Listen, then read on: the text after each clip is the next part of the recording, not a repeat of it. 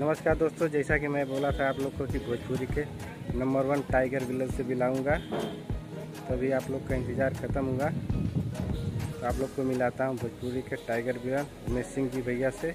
आप लोग मिलिए। नमस्ते नमस्ते, हर हर महादेव।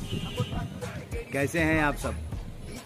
और बताइए कैसे हैं आप? सब बहुत बढ़िया। बस आपसे मिलने के लिए मैं सुबह से निकला हूँ समझ लीजिए। अरे बहुत बहुत धन्यवाद।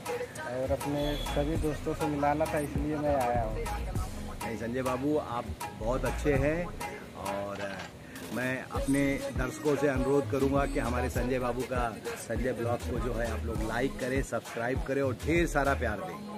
ये बहुत ही अच्छे इंसान के साथ साथ बहुत अच्छे कलाकार हैं और इनके ब्लॉग को आप लोग खूब पसंद करिए, खूब लाइक करिए, खूब सब्सक्राइब करिए और ढेर सारा प्यार दीजिए।